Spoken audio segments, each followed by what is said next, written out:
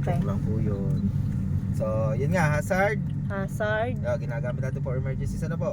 Oo. Yan nga, kung gigilid sa daan, pwedeng sumagot ng tawag. Pero yung iba na, kagaya ng iba na ginagamit to sa mga... Kasi nga pala yung tsaka ito. Oo. Okay lang yan. Yung partida namin kanina lang. Oo. Yan po, yung iba gumagamit nito lalo na kunyari sobrang lakas ng ulan, hindi na visible yung daan, hindi na masyadong kita. Ginagamit nila to. Yun po ay maling-mali. Oo. Ang ginagawa po diyan pagka ganung medyo hindi nakita yung daan, sobrang lakas ng ulan or sa sobrang hamog, magbuhay lang po tayo ng headlight. Headlight. Ano po, walang gagamit ng hazard kasi mas nalilito po yung katabi mo. Ano ba to, nakatigil ba to or ano yung ginagawa nito, ano? Mas nakakalito yon. So, dito naman tayo ma'am yung defogger natin. Defogger. Kita mo ma'am yung mga guhit sa likod na yan ng bintana. Yan. Opo. Yan. Yung mga guhit-guhit pong iyan ay nainit. Okay, yung mga... Nainit po yan. Lalo na po kunyari, ang sasakyan po natin ay walang parking talaga. So magdamag to sa labas. Di ba? Nagkakameron ng hamog, moist. Ayan po. Init nyo wala. Init. Sorry. I-on nyo lang yan. Nainit po yung mga guhit na yan. Nainit po siya. Unti-unti niyang napapatay yung mga fog na yun, yung mga moist na yun sa salamin. Ano po? So, yun lang paggamit ito. Sabi nila, heater daw. Ako, hindi naman nakakaya. Pero hindi naman po lahat ng sasakyan may Yeah, halos po. Halos Ano po, to? lahat ngayon. kahit yung mga bago Apo, naman. merong mga guhit-guhit na Regardless ganyan. kung ano Yes po. siyang brand. Apo, meron po yan. Meron.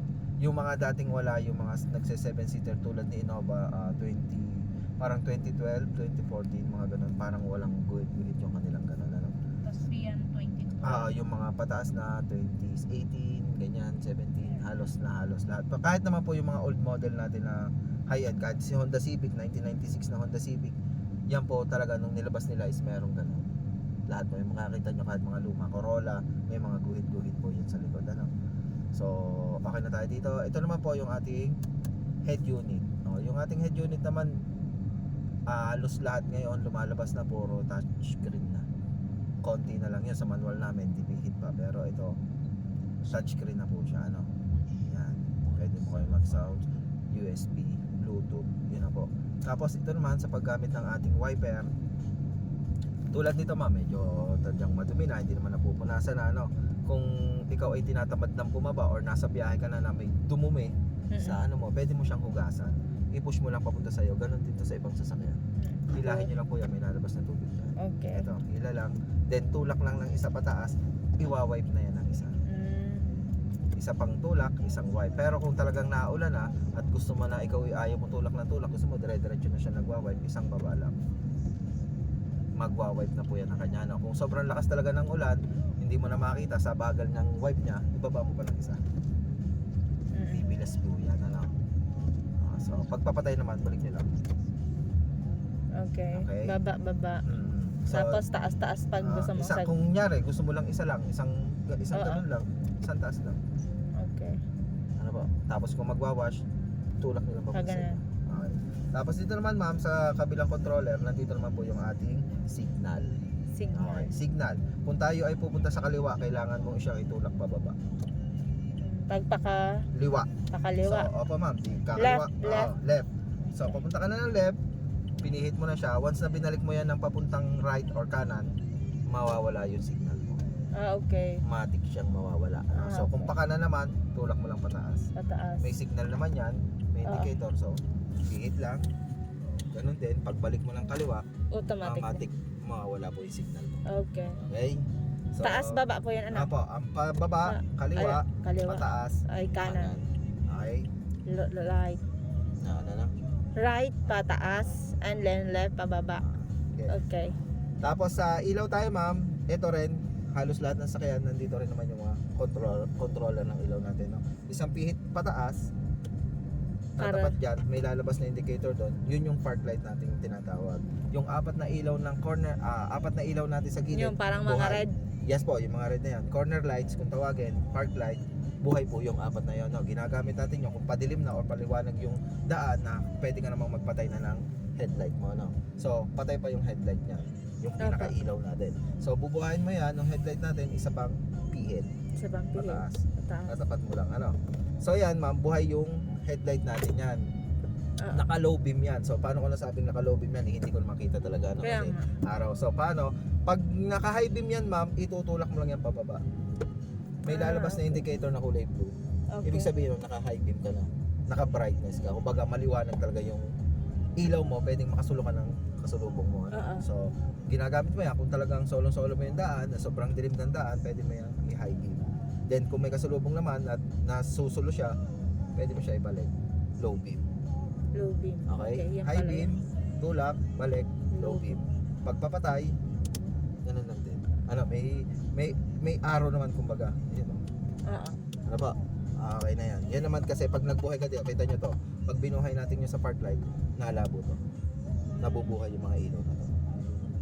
Yung mga guhit-guhit. Mm-mm. Nabubuhay po yan. Ano? So, pagpapatay ko nyo lang din. Okay? Tapos, nandito po sa dashboard natin, nandito yung gauge natin ng fuel. Alam nyo naman, pag ubos. Ano? Empty. Pera. Gasolina, pupuntahan. Yan inababa. So, kakagas lang din namin nung isang araw. Nagamit na ng ibang estudyante yan. Nasa pool yan. Habang gamit ko yan ng gamit, pababa ng pababa, empty ng empty.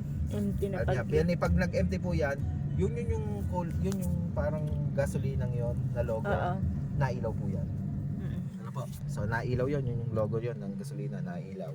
So ang katabi naman yan, yung ating speedometer. Yes, speedometer ma'am, yung kung 'di ba, pag nag-start toll tayo, sabi nga ang minimum hanggang 60. So kailangan kaya mo tumakbo lang hanggang 60 km/h. Kaya 60 mismo. dapat Yes po, dapat. 60. Tapos ang maximum ng ating Ay, 80. SLEX toll ay 100 po. 100. 100. Pero yung iba umaabot ng 160, 140. Ano, yung mga matatapang po, ano. Oo, ang bibilis nila. Yes po, mabilis. Tapos yung nandito naman sa kaliwa natin na to, yan po yung RPM natin, yung revolution per minute natin. Yan yung pag gaano mo kalalim tinatapakan yung gas or gaano kalakas mo siya tapakan yung gasolina. Tulad ng gagawin ko po ito, tatapakan yung accelerator natin, yung gasolina, tingnan po siya kung gaano siya tumaas pag madiin yung tapak ko. Okay. Hanggang Kita nyo po? 6. Tumaas siya ng 5,000, 6,000, di ba? Oo. Yun yung mga sobrang tuli na. So, ito naman sa atin naman ng ganito, 2,000, 3,000, mabilis na yan. Kung yun ang tapak mo, 2,000 RPM, 3,000 RPM, matulin mo yan. Pwede mong patakbuhin ng 80 to 100, ano. Yun po yan, ano. So, yun na yung nandito. So, ito, makikita mo naman, pwede mong pindutin. May nakalagay naman dito, auto trip. Pwede mo siyang ilagay sa ito, naka trip A. So, 168 km pa yung natatakbo ng trip A namin. Trip B, depende yan, pwede mo i-reset yan. Tapos yung pinaka-auto namin is 18,000. Ano na po? Diyan lang pipindo. Yan na po yung makikita nyo yung odometer. Ano, yun na po yung gamit ng ating dashboard. So lahat po ng mga sasakyan meron po indicator tulad niyan. Nakasend yung sensor niya. Pag wala akong seatbelt, makikita rin. Oo. So ito po si Bios, natunog din yan kung tatakbo tayo nang hindi ako nagsi-seatbelt. Ano, tulad po ng isang sasakyan kanina dyan na ginamit ng estudyante, hindi po siya naabante nang hindi ka nagsi-seatbelt. Kahit anong lagay mo sa drive or ano, ayaw niyang tumakbo hanggat hindi ka nagsi-seatbelt. Ano. So siya naman may indicator pero makakaabante ka. Tutunog nga lang yan ang tutunog. Okay po. So pag nagbaba ako ng handbrake, mawawala si park. So wala nang ilaw. Ito naman ma'am, kunyari, nagpatay ka. Yun nga, sabi ko, yung kulay orange na yun na parang helicopter, ayun o. Yun sa tabi nung parang takore. Oo. Kita nyo po yun. Yan po, pag binuhay mo, dapat mawawala. Pag nawala yan ma'am, and then bumalik, buhay na yung makina mo. So tumaas yung RPM natin, di ba? Pag pinatay yung RPM, babagsak yan sa 0 kasi patay ang makina. Pag nabuhay yan, matik papalo yan sa 1. Oo. Kita nyo po. So 1, mag-i-stay lang yan sa 1. Kung bababa ng bababa yan hanggang 500, hanggang umabot ng 0, laging ibig sabihin nun, palyado na yung sasakyan natin. Ano? Pag bumaba May ka- kompleto na siya, ano, kaya may sira na, may depekto na. So kung yun nga, yung sinabi ko, yung parang helicopter na yun, check engine na tinatawag, yung kulay orange na yun, buhay na ang makina mo, umilaw yun, pa-check nyo na po yung sasakyan nyo, meron pong sirang sensor yun. Okay? Kasi po yung mga sasakyan natin ngayon is naka-computer box, ECU, ano. Lahat po ng nagpapagana sa kanya is yung may sensor na. Ano, kung nasira si ABS, malalaman din niya. Ano, may check engine na lalabas. Yun po yung mahalaga. So pagka ganon, dalhin kay Toyota, pwede nyo pa-scan yan para makita nyo kung ano yung sira nung sasakyan nyo. Kung Toyota sasakyan, kung hindi naman sa ibang brand, ano po. Lahat po yan merong check engine. Okay? Ito pong si Bios, hindi po yan nalilipat ng ship. Yung ship knob natin, hindi yan nalipat ng ng reverse, neutral, or drive nang hindi nyo po tinatapakan ang preno. Hello boss. Hello.